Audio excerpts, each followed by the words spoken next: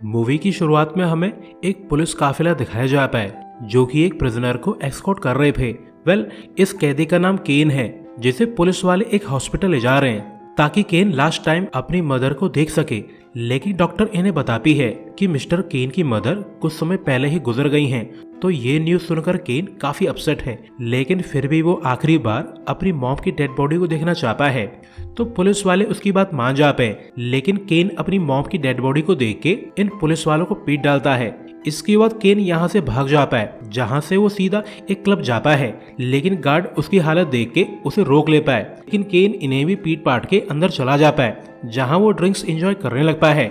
लेकिन तभी उसे कुछ ठग सी बात करने की आवाज सुनाई देती है, तो केन उनकी बातें सुनने लगता है। तो वो देखता है कि ट्यून नाम का आदमी बड़ी लंबी लंबी फेंक रहा है। तो ये सुनकर केन जोर जोर से हंसने लगता है। तो ये देख के ठग्स भड़क जाते हैं। लेकिन जब बार लेडी केन को यहाँ से बाहर निकालना चाहती थी, तब केन उस लेडी को बताता है कि मैं इस बार के ओनर लिंकन का अच्छा दोस्त हूँ, तो फिक्र मत करो, मैं अपनी ड्रिंक्स पी के चुपचाप यहाँ से चला जाऊंगा।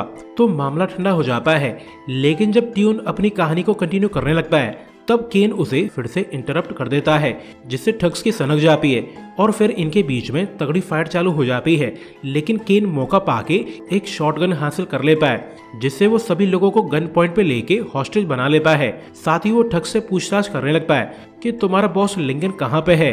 लेकिन तभी यहाँ पे एक आदमी आ जाता है जिसका नाम हाइड है। साथ ही हाइड लिंकन का सेकंड इन कमांड है, तो वो केन को एक ही नजर में पहचान लेता है। तो बाकी ठग्स हाइड से केन की डिटेल्स पूछने लगते हैं, जिस पर हाइड बताता है कि केन बॉस लिंकन का छोटा भाई है, लेकिन 5 साल पहले केन ने बॉस के लिए एक काम किया था जिसके लिए केन को जेल हो गई। लेकिन ये सुनकर केन जरा भी खुश नहीं है। लेकिन तभी एक ठग केन पे हमला करने की कोशिश करता है, तो केन उसे अपनी शॉटगन से उड़ा देता है। तो ये सब देखकर बाकी लोग काफी डर जाते हैं, जिस पर हाइड पूछता है कि प्रिजन लाइफ ने तुम्हें एक किलर बना दिया है क्या। जिस पर केन कह देता है कि मुझे रूथलेस किलर प्रिजन लाइफ के बजाय तुमने और मेरे भाई लिंकन ने बनाया है। तुम्हें क्या लगता है मैं तुम लोगों के बिट्रियल को भूल गया हूँ। और फिर वो हाइड को फोर्स करके लिंकन को कॉल करवाता है ताकि वो बहाना बना के लिंकन को बार में बुला सके।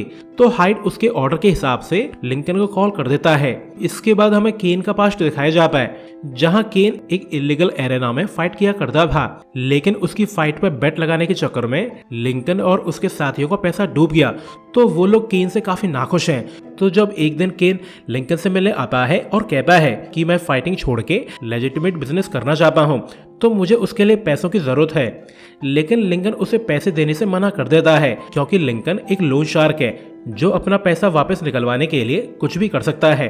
तो उसका रूल है कि वो अपने रिलेटिव्स को लोन नहीं देगा, क्योंकि अगर रिलेटिव्स पैसा लौटा नहीं पाए तो उसे पैसे वापस लेने के लिए सख्त कदम उठाने होंगे, जो वो नहीं चाहता। इसके बाद लिंकन कहता है कि मेरे पास तुम्हारे लिए एक काम है, अगर तुम ये काम कर दो तो तुम्हें पैसे भी मिल जाएंगे और तुम्हें ये पैसा कभी लौटाने की जरूरत भी नहीं है। तो ये जानकर केन इस डील को एक्सेप्ट कर लेता है। तो लिंकन केन को अपने सेकंड इन कमांड हाइड के पास भेज देता है, जहां हाइड केन को एक लेडी की फोटो दिखाते हुए बोलता है कि कुछ देर बाद ये लेडी हमारे ऑफिस आएगी जो हमसे लोन लेना चाहती है, तो तुम्हें इस लेडी को फॉलो करना होगा और मौका पाके लेडी से पैसों वाला बैग छीन के हमारे पास वापस ले आना है। यानी हाइड एक लेडी को पहले लोन देगा और फिर उसके पैसे चोरी करवा लेगा, जिससे हाइड को पैसे तो वापस मिल गए, लेकिन लेडी पे बिना वजह का लोन चिप गया। यानी ये हाइड तो बिना पैसे दिए ही डबल पैसा कमाना चाहता है। लेकिन ये जानने के बाद भी केन इस काम के लिए राजी हो जाता है। इसके बाद केन स्ट्रीट पे लेडी का इंतजार करने लगता है और फिर जल्द ही लेडी हाइड से लोन लेके स्ट्रीट पे आ जाती है।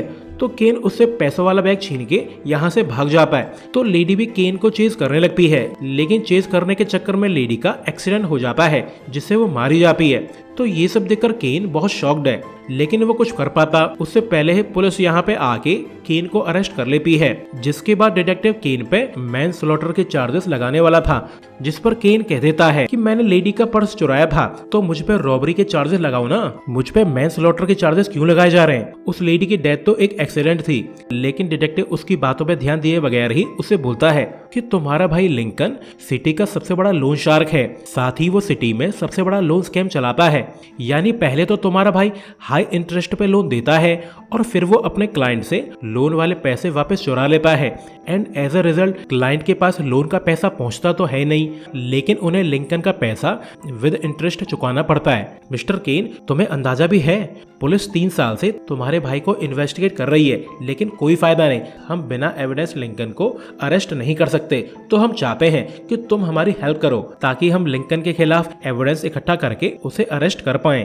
लेकिन केन इनकी हेल्प करने से साफ मना कर देता है, क्योंकि जो भी हो लिंकन उसका भाई है। तो डिटेक्टिव कहता है कि अगर तुमने मेरी बात नहीं मानी तो मैं तुम्हारे सभी ह्यूमन राइट्स छीन लूंगा। लेकिन केन उसकी बात नहीं मानता, तो डिटेक्टिव अपने आदमी इवांस के थ्रू केन को बहुत बुरी तरह से पिटवाता है, जिसके बाद केन पे झूठे चार्जेस लगा के उसे इंग्लैंड की सबसे बेकार जेल में डाल दिया जाता है, जहां पे पूरी जेल रेपिस्ट और किलर से भरी हुई है। लेकिन बेचारे केन को अंदाजा नहीं था कि उसके बुरे दिन चालू हो चुके हैं, क्योंकि प्रिजन जाते ही केन पे हमले होने स्टार्ट हो जाते हैं, जिसमें कैदी केन को मारने की कोशिश करते हैं। तो केन भी कैदियों से फाइट बैक करने लगता है, लेकिन दूसरा कैदी एक शार्प ऑब्जेक्ट केन की कमर में घुसा देता है। तो केन को यकीन हो जाता है कि ये कैदी उसे जान से मारना चाहते हैं, लेकिन उसे ये समझ में नहीं आ रहा है कि आखिर उसकी इन कैदियों से दुश्मनी क्या है। मगर वो सेल्फ डिफेंस में फाइट करता रहता है, जिसमें वो काफी इंजर्ड हो जाता है। लेकिन इस समय पुलिस वाले भी उसका साथ नहीं देते, क्योंकि वो लोग जानबूझ के ये सब होने दे रहे हैं। इसके बाद केन का ट्रीटमेंट होता है, जिसमें उसे पता चलता है कि लास्ट फाइट में उसके मुंह की ऐसी तैसी हो चुकी है, तो डॉक्टर ने उसके फेक टीथ लगा दिए हैं।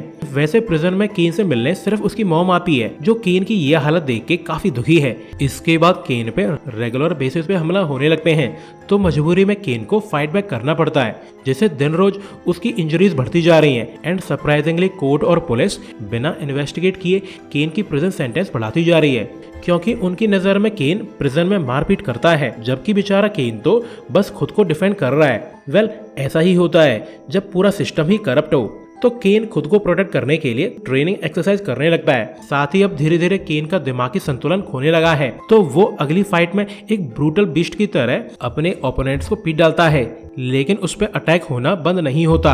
और अब केन को समझ में नहीं आ रहा है कि ये लोग उसे आखिर मारना क्यों चाहते हैं। तो एक दिन वो अपने अटैकर को पीट के उसे पूछता है कि तुम लोग मुझे मारना क्यों चाहते हो। तो वो अटैकर बताता है कि तुम्हारे सर पे बहुत बड़ी बाउंटी है, तो सभी लोग तुम्हें मार के पैसा हासिल करना चाहते हैं।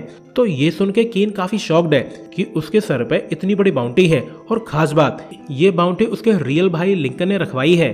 तो अब केन को समझ में नहीं आ रहा है कि लिंकन उसका भाई होने के बावजूद उसे मरवाना क्यों चाहता है। तो ये सदमा केन झेल नहीं पाता और वो धीरे धीरे पागल होने लगता है। साथ ही वो प्रेजेंट फाइट में लोगों को मार मार के अधमरा कर देता है। लेकिन एक दिन केन को न्यूज मिलती है कि उसकी मॉम कैंसर से गुजरने वाली हैं। तो पुलिस वाले लास्ट टाइम उसे उसकी मॉम से मिलवाने ले जाते हैं, लेकिन केन की मॉम तो ऑलरेडी मर चुकी थी। तो केन अपना रिवेंज लेने का डिसाइड करता है, जिसके बाद वो सीधा पुलिस वालों को पीट पाट के वहां से भाग जाता है, जहां से वो सीधा लिंकन के बाहर जाता है। और अब स्टोरी प्रेजेंट में शिफ्ट हो जाती है, जहां केन सभी को अपनी दुख भरी कहानी सुना रहा था। लेकिन हाइड को इस सब से कोई भी फर्क नहीं पड़ता। इसके बाद जल्द ही शाम हो जाती है, तो लिंकन भी अपने आदमियों को लेके यहाँ पे आ जाता है। तो केन पहले तो इन सभी के फोन्स पानी में डलवा देता है और फिर वो इन सभी के वेपन्स को फेंकवा देता है। तो लिंकन केन से पूछता है कि तुम ऐसा क्यों कर रहे हो मेरे भाई, जिस पर केन कहता है कि ड्रामा मत करो, मुझे तुम्हारी सच्चाई पता चल चुकी है। मुझे पता है कि तुमने ही मुझे धोखा दिया है। तुमने हमारे भाई होने का रिश्ता भूल के मुझे मरवाने के लिए बाउंटी कॉन्ट्रैक्ट निकाल दिया, जिस वजह से कैदियों ने मेरी लाइफ को नर्क से भी बदतर कर दिया था। तुम देख रहे हो मेरे भाई, मेरे फेस की क्या हालत हो चुकी है। ये सब तुम्हारी ही बदौलत हुआ है। अब मैं एक इंसान कम एक जानवर ज्यादा लगता हूँ। तो लिंकन भी इरिटेट होके बोलता है, तो मैं क्या करता, तुम पकड़े गए और तुम्हें जेल हो गई। साथ ही मुझे डर भी था कि तुम अपनी जान बचाने के लिए मुझे एक्सपोज न कर दो। तो केन भड़कते हुए बोलता है कि अपने 7 साल की प्रेजेंट लाइफ में मैंने एक बार भी तुम्हारा जिक्र नहीं किया। इवन पुलिस वालों ने मुझसे डील करने की कोशिश भी की थी कि मैं अपनी फ्रीडम के लिए तुम्हें पकड़वा दूं, मगर मैंने तुम्हारे बारे में कोई भी इन्फो लीक नहीं की। लेकिन तुमने पलक झपकते ही मुझे धोखा दे दिया। तो ये सुन के लिंकन बोलता है कि पुलिस डिपार्टमेंट में मेरा एक आदमी काम करता है जिसका नाम सार्जेंट इवांस है। साथ ही उसने मुझे इन्फॉर्म किया था कि तुम पुलिस को मेरे बारे में इन्फो लीक करने के लिए राजी हो गए हो और इसी वजह से मैंने तुम्हें मारने के लिए बाउंटी जारी कर दी। तो ये सुन के केन भड़क जाता है और कहता है कि तुमने अपने सगे भाई से ज्यादा एक करप्ट पुलिस वाले पे भरोसा है। अगर मैंने इन्फो लीक की होती तो तुम अब तक सही सलामत कैसे हो मेरे भाई। तो लिंकन कहता है कि चलो सार्जेंट इवांस को बुला के सच का पता लगाया जाए कि तुमने इन्फो लीक की भी है या नहीं। जिस पर केन बताता है कि इसकी कोई भी जरूरत नहीं है, मैंने इवांस को ऑलरेडी मार दिया है, आखिर उसी की वजह से मैं बर्बाद हुआ हूँ। तो लिंकन को एहसास हो जाता है कि केन तो सीरियसली रिवेंज लेना चाहता है, जिसके लिए अब केन उसे मारने वाला है। तो लिंकन केन को समझाने की कोशिश करता है कि तुम्हारी लाइफ को नर्क बनाने में मेरा कोई भी हाथ नहीं है, इस सब के जिम्मेदार तुम खुद हो। मैंने तो बस तुम्हें छोटा सा काम दिया था जो तुमसे सही से नहीं हुआ और वो लेडी मारी गई। अगर तुमने चोरी ढंग से की होती तो वो लेडी मारी न जाती और तुम्हें जेल भी न होती। लेकिन केन उसकी बातों पे ध्यान नहीं देता क्योंकि उसे पता है कि उसके भाई ने अपना स्कैम चला के बहुत से लोगों की लाइफ को बर्बाद किया है। लेकिन इन भाइयों के सीरियस झगड़े के बीच में हाइड अपनी बकवास करने लगता है तो केन गुस्से में हाइड को ठिकाने लगा देता है, जिसे देखकर बाकी लोग काफी शॉक्ड है, इंक्लूडिंग लिंकन भी। इसके बाद केन लिंकन को बताता है कि यहाँ आने से पहले मैं तुम्हारे अकाउंटेंट के घर गया था, जहाँ मैंने अकाउंटेंट को फोर्स करके तुम्हारी अकाउंट बुक खुलवाई थी। एंड सरप्राइजिंगली लिंकन, तुम्हारे पास 2 मिलियन पाउंड थे, तो मैंने अकाउंटेंट को फोर्स करके सारा पैसा ट्रांसफर करवा दिया है। यानी अब तुम कंगाल हो चुके हो, तुम्हारे पास अब फूटी कौड़ी भी नहीं है। तो ये सुन के लिंकन बहुत गुस्सा है, लेकिन केन बिना ध्यान दिए उससे कहता है कि तुमने 147 फैमिलीज को बर्बाद किया है जो तुम्हारे अब कर्जदार हैं। तो अगर तुम मारे जाओ तो वो सभी लोग इस कर्ज से आजाद हो जाएंगे। क्यों, क्या कहते हो मेरे भाई। लेकिन तभी बार लेडी पीछे से केन पे हमला कर देती है, जिससे केन की आखिरी बुलेट भी चल जाती है और बैड गाइज को हमला करने का मौका मिल जाता है, जिससे यहाँ पे तगड़ी फाइट चालू हो जाती है।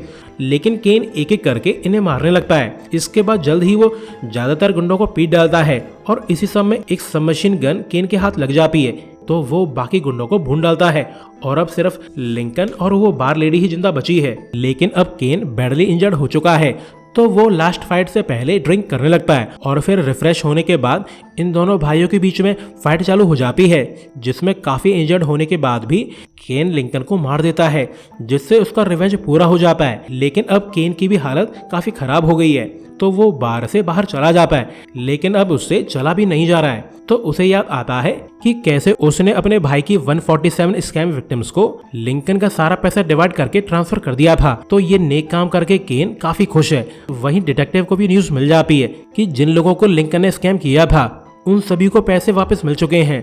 तो वो भी स्माइल करने लगता है क्योंकि उसे अंदाजा है कि ये काम केन ने ही किया होगा। और इसी सीन के साथ ये मूवी एंड हो जाती है। सो अभी के लिए good bye, thanks for watching.